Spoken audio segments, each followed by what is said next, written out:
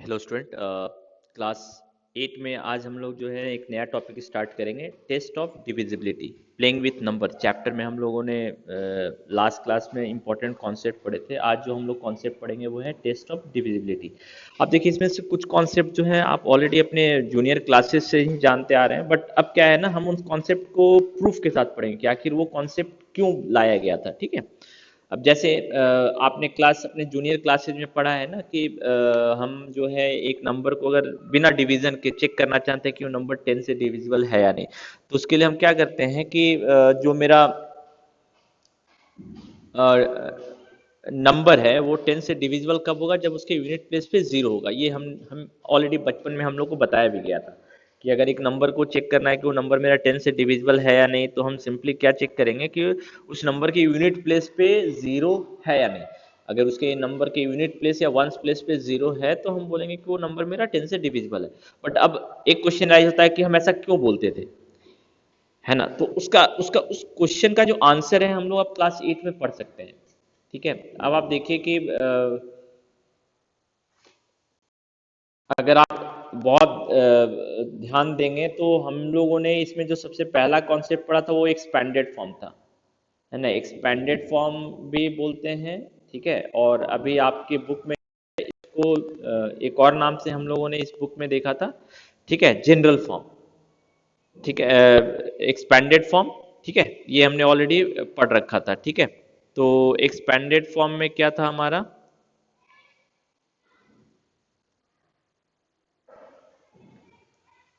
अ, जो मेरा नंबर था, है ना,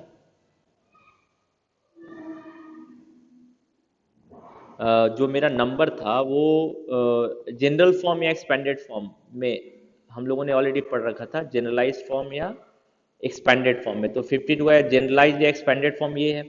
तो इसका बहुत ही इंपॉर्टेंस है, इससे हम लोग बहुत सारे मैथमेटिकल कॉन्सेप्ट को समझ सकते हैं। ठीक है, विथ लॉजिक।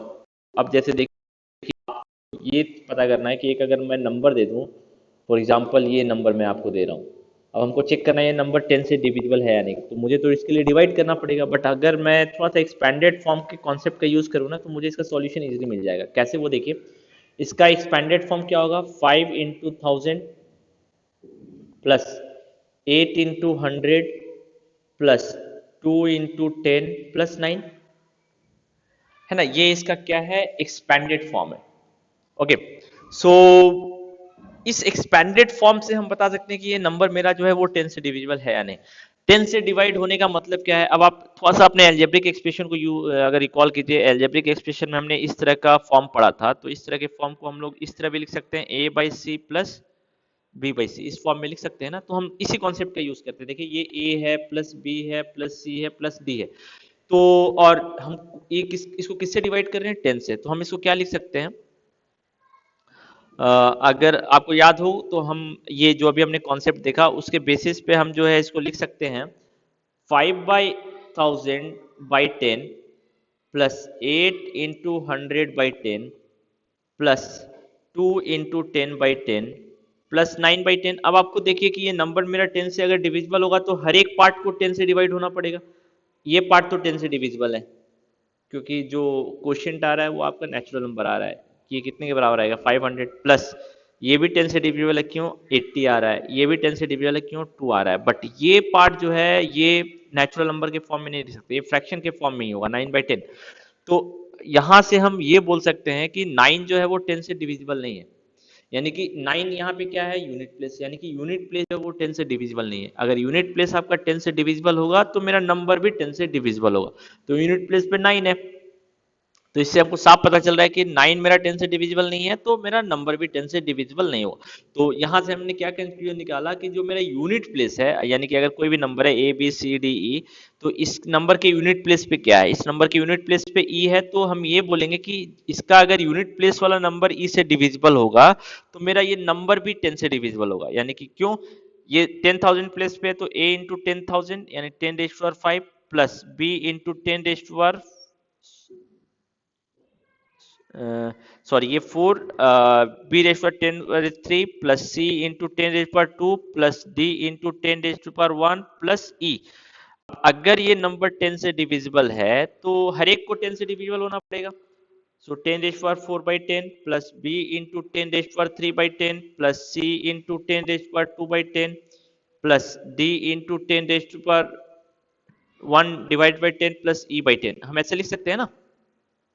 अब आप देखिए कि ये नंबर अगर मेरा 10 से डिविजिबल है तो ये तो 10 से डिविजिबल है, ये भी 10 से डिविजिबल है, ये भी 10 से डिविजिबल है, ये भी, बट ई बाई 10, अब ये डिविजिबल है या नहीं किस पे डिपेंड करेगा, ई पर। अब आपको ऑलरेडी पता है ये सारे मेरे डिजिट हैं, तो डिजिट यानी ई का वैल्यू क्या हो सकता है, 0 1 2 3 4 5 6 7 8 9, यही हो सकता है।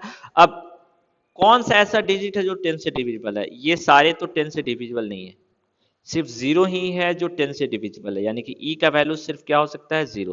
तो हमको यहां से साफ पता चल गया ना, जो मेरा यूनिट प्लेस होगा, जो मेरा यूनिट प्लेस होगा वो मेरा किसके बराबर होगा, जीरो के बराबर होगा। अगर यूनिट प्लेस मेरा जीरो के बराबर होगा तो मैं बोलूंगा कि मेरा नंबर जो है वो 10 से डिविजिबल है, और अगर मेरा यूनिट प्लेस जीरो के बराबर नहीं होगा तो मेरा नंबर जो है वो 10 से डिविजिबल नहीं है। तो हमारा ये एक इंपॉर्टेंट कॉन्सेप्ट निकल के आया, a number is divisible by, a number is divisible by 10 if and only if unit place और वंस प्लेस है ना इज जीरो। ये हमारा पहला आया, यानी कि अगर किसी भी नंबर के यूनिट प्लेस पे जीरो है, इधर कुछ भी हो, है ना, उससे हमको कोई फर्क नहीं पड़ता है, यूनिट प्लेस पे क्या हो, जीरो, तो हम बोलेंगे कि इस ये नंबर को अगर हम 10 से डिवाइड करेंगे तो रिमाइंडर का वैल्यू कितना आएगा, जीरो आएगा। ठीक है, सो ये हमारा सॉल्यूशन है। So I hope now you understood this part. ठीक है, ये आपको समझ में आ गया होगा कि कैसे हम इसको सॉल्व कर रहे हैं। ठीक है, एक तो हो गया डिविजिबिलिटी बाई 10, अब आते हैं डिविजिबिलिटी बाई 5। ये हम लोग इजी से स्टार्ट कर रहे हैं, 2 3 4 से स्टार्ट नहीं कर रहे हैं। डिविजिबिलिटी बाई 5,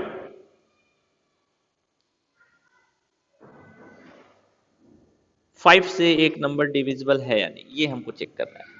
ठीक है, तो एक नंबर अगर 5 से डिविजिबल है तो कैसे हम पता करेंगे, तो हम चलिए सेम लेते हैं, मान लेते हैं मेरा नंबर है A B C D E. सो इस नंबर को हम कैसे लिख सकते हैं, a into 10⁴ plus B into 10⁴ plus C into 10⁴ plus D into 10⁴ plus E. अब ये नंबर अगर मेरा 5 से डिविजिबल होगा तो सबको, हर एक टर्म को 5 से डिविजिबल होना पड़ेगा, ये भी 5 से डिविजिबल होना चाहिए, प्लस बी इंटू 10⁻³ ये भी 5 से डिविजिबल होना चाहिए, प्लस सी इंटू 10⁻² ये भी 5 से डिविजिबल होना चाहिए, प्लस डी इंटू 10⁻1 ये भी 5 से डिविजिबल होना चाहिए, प्लस e/5 ये भी 5 से डिविजिबल होना चाहिए। ठीक है, अब आप देखिए कि ये 5 से डिविजिबल कब होगा, अब आप चेक कीजिए। अब नाउ यू कैन ऑब्जर्व कि ये नंबर मेरा 5 से डिविजिबल है, क्यों, यहाँ 10 का मल्टीपल है ना, तो 10 मेरा 5 से डिविजिबल है, सिंपल देख सकते हैं। ये नंबर भी मेरा 5 से डिविजिबल है, ये नंबर भी मेरा 5 से डिविजिबल है, ये नंबर भी मेरा 5 से डिविजिबल है। अब e⁻⁵, e डिवाइडेड बाई 5 ये मेरा 5 से डिविजिबल होगा, इसके लिए क्या होना पड़ेगा, 5 e को 5 से डिवाइड होना पड़ेगा। अब e 5 से डिवाइड होगा तो e का वैल्यू पहले क्या है, 0 1 2 3 4 5 6 7 8 9 है ना, तो e का वैल्यू या तो 0 होना चाहिए या तो e का वैल्यू 5 होना चाहिए, इसके अलावा अगर कुछ भी होगा तो वो मेरा 5 से डिविजिबल नहीं होगा। तो हमको यहाँ से कंक्लूजन मिल गया ना, यूनिट प्लेस जो होना चाहिए या वंस प्लेस है ना, वंस प्लेस इसका जो वैल्यू है या तो 0 होगा या तो 5 होगा, अगर इसमें से कोई भी होगा तो हम बोलेंगे कि मेरा जो नंबर है वो 5 से डिविजिबल होगा। ठीक है, सो ये भी इजी कॉन्सेप्ट था, और इसका जो प्रूफ आया वो किससे आया, एक्सपेंडेड फॉर्म से, जनरलाइज फॉर्म से, है ना, क्योंकि हम लोगों ने देखे पहले तो कोई भी डिजिट नंबर दिया हो तो उसको जनरलाइज फॉर्म में कन्वर्ट किया, उसके बाद हमने डिसाइड किया कि ये नंबर मेरा 5 से डिविजिबल होगा तो क्या कंडीशन होना चाहिए। तो देखिए कोई भी कंडीशन जो है वो यूनिट प्लेस पे ही गया, लाइक 10 से डिविजिबिलिटी में भी जो कंडीशन था वो किस पे गया, यूनिट प्लेस पे ही गया। 5 से डिविजिबिलिटी का जो कॉन्सेप्ट था उसमें भी डिविजिबिलिटी के लिए हमको किसको देखना पड़ा, यूनिट प्लेस को ही देखना पड़ा, है ना, यूनिट प्लेस को ही देखना पड़ा। ठीक है, तो ये दो क्वेश्चन जो थे हमारे सिंपल थे। अब देखिए बेसिस पे आपका जो कुछ कुछ क्वेश्चन है आपके बुक का ये सॉल्व हो जाएगा, इजी है। अब जैसे देखिए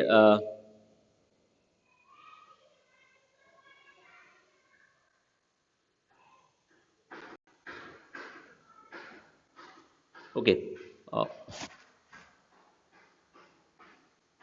क्वेश्चन नंबर ये तो सिंपल है, ये तो हमने देख लिया है ना, डिविजिबिलिटी बाई 10, डिविजिबिलिटी बाई 5। अब ये ट्राइदिस, इसके बेसिस पे एक ट्राइदिस दिया हुआ है, ये ट्राइदिस हम लोग देखते हैं, ठीक है। ये इंपॉर्टेंट है ट्राइदिस आपके लिए, ये ट्राइदिस, ठीक है। The first one has been done for you, पहला जो है आपके लिए कर लिया गया है, बट चलिए हम लोग इसका प्रूफ देखते हैं, खुद से देखते हैं, ठीक है।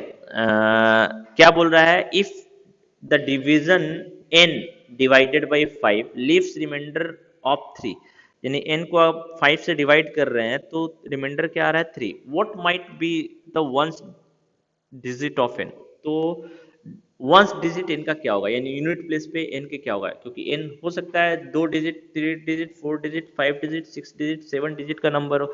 तो अगर ये नंबर मेरा 5 से डिवाइड हो रहा है तो यूनिट प्लेस पे क्या होना चाहिए, ये पूछा गया है, और 5 से डिवाइड करने पे रिमाइंडर है। पहले उसको हम भूलते हैं, ठीक है, उसको हम भूल जाते हैं, A B C D E, ये मेरा नंबर है, इसको अगर हम 5 से डिवाइड कर रहे हैं और रिमाइंडर का वैल्यू बोल रहा है 3 है, तो यूनिट प्लेस पे क्या आना चाहिए, यानी ई का वैल्यू क्या होगा, तो वो छोड़ देते हैं। हम सिंपल ये देखते हैं, इसको देखते हैं कि मान लीजिए मैंने आपको एक डिजिट दिया 0, इसको अगर आप 5 से डिवाइड करेंगे तो रिमाइंडर कितना आएगा 0, 1 को अगर आप 5 से डिवाइड करेंगे तो रिमाइंडर कितना आएगा 1, ठीक है। ये मैं रिमाइंडर लिख रहा हूँ, इक्वल टू नहीं लिखता हूँ, रिमाइंडर का वैल्यू आएगा 1। 2 को अगर आप 5 से डिवाइड करेंगे तो रिमाइंडर का वैल्यू कितना आएगा 2। 3 को अगर 5 से डिवाइड करेंगे तो रिमाइंडर का वैल्यू कितना आएगा 3। 4 को अगर 5 से डिवाइड करेंगे तो रिमाइंडर का वैल्यू कितना आएगा 5। 6 5 को अगर आप 5 से डिवाइड करेंगे तो रिमाइंडर का वैल्यू कितना आएगा 0 आएगा, है ना, रिमाइंडर 0, रिमाइंडर आएगा ही नहीं। 6 को अगर आप 5 से डिवाइड करेंगे तो रिमाइंडर कितना आएगा 1। 7 को अगर आप 5 से डिवाइड करेंगे तो रिमाइंडर का वैल्यू कितना आएगा 2। 8 को अगर आप 5 से डिवाइड करेंगे तो रिमाइंडर का वैल्यू कितना आएगा 3। 9 को अगर आप 5 से डिवाइड करेंगे तो रिमाइंडर का वैल्यू कितना आएगा 4। तो what do you observe now, आप ये ऑब्जर्व कर रहे हैं कि जो अगर मैं किसी भी नंबर को 5 से डिवाइड करूं तो रिमाइंडर का वैल्यू 0, 1, 2, 3, 4, 5, 4 के अलावा नहीं हो सकता है, यानी कि रिमाइंडर कभी भी डिवाइजर से बड़ा नहीं होता है, रिमाइंडर हमेशा डिवाइजर से क्या होता है, छोटा होता है। ये हमने समझा है इस चीज को, ठीक है। तो अब चलिए, एक चीज तो हमको समझ में आ गया, यानी कि अगर रिमाइंडर 3 आना चाहिए तो अगर एक डिजिट को हम डिवाइड करें तो उसके अगर सिंगल डिजिट नंबर है तो सिंगल डिजिट नंबर कौन है जिसको आप 5 से डिवाइड करेंगे तो रिमाइंडर जो है वो 3 आएगा, वो या तो 3 है या तो 8 है, इसके अलावा और कोई नहीं है। अब इस पे अपने क्वेश्चन पे आते हैं, ठीक है, आप ये ध्यान रखिएगा 3 और 5 ही 8 है, ये दो ऐसा डिजिट है जिसको आप 5 से डिवाइड करेंगे तो रिमाइंडर 3 आएगा, otherwise you will not get reminder 3। Okay, so हमारा जो डिजिट नंबर था A B C D E, इसको अगर हम लिखेंगे तो क्या लिखेंगे 10^5 plus 4, sorry, plus B into 10^3 plus C into 10^2 plus D into 10^1 plus E. अगर इसको हम 5 से डिवाइड कर रहे हैं इसका मतलब, और रिमाइंडर आपका क्या आ रहा है 3 आ रहा है, तो a into 10^4/5 plus b into 10^3/5 plus c into 10^2/5 plus d into 10/5 plus e/5, यही आएगा। अब रिमाइंडर 5 आना चाहिए तो ये इससे रिमाइंडर, इससे रिमाइंडर, इससे रिमाइंडर, इससे रिमाइंडर, इससे रिमाइंडर जोड़कर 3 आना चाहिए, है ना, क्योंकि रिमाइंडर का वैल्यू ऑलरेडी आपको दिया हुआ है 3। अब आप ये चेक कीजिए कि इससे रिमाइंडर कितना आएगा, इससे रिमाइंडर 0 आएगा, इससे भी 0 आएगा, क्यों, ये पूरा का पूरा 5 से डिवाइड हो जाएगा, इससे भी 0 आएगा, इससे भी 0 आएगा, इससे भी 0 आएगा, तो अब बचा सिर्फ यही, यानी कि इससे कितना रिमाइंडर आना चाहिए 3, तो अगर इससे 3 आएगा तभी टोटल रिमाइंडर का वैल्यू कितना आएगा 3। तो अब आपको देखिए कि यानी कि ई एक डिजिट है, अब कौन ऐसा डिजिट है जिसको आप 5 से डिवाइड करेंगे तो रिमाइंडर का वैल्यू 3 आएगा, तो ई का वैल्यू यानी कि 3 हो सकता है या तो 5 हो सकता है, सिंपल। यानी कि यूनिट प्लेस पे अगर 3 है और 5 है, ऐसे नंबर को अगर हम 5 से डिवाइड करेंगे तभी रिमाइंडर का वैल्यू क्या आएगा 3 आएगा, अदरवाइज नहीं आएगा। इससे हमको कंक्लूजन मिला ना। इसमें भी देखिए हमने किसके कॉन्सेप्ट को यूज किया, एक्सपेंडेड फॉर्म के कॉन्सेप्ट को यूज किया। तो अब इसके बेसिस पे आपका जो ट्राइदिस है ये वाला, ये अब मेरे ख्याल से आपका कंप्लीट हो जाएगा, इजी है, ठीक है। तो इसको आप कंप्लीट कीजिए पहले यहाँ तक। उसके बाद देखिए डिविजिबिलिटी बाई 2, ये आपका होमवर्क है, आप खुद से ट्राई कीजिए कि अगर एक नंबर को 2 से डिवाइड होना पड़ेगा तो क्या कंडीशन होना चाहिए। हमने ऑलरेडी 2 देख लिया, तीसरा ये जो है ये भी इजी है, आप कर सकते हैं, ठीक है। तो आप इसको ट्राई कीजिएगा, ठीक है।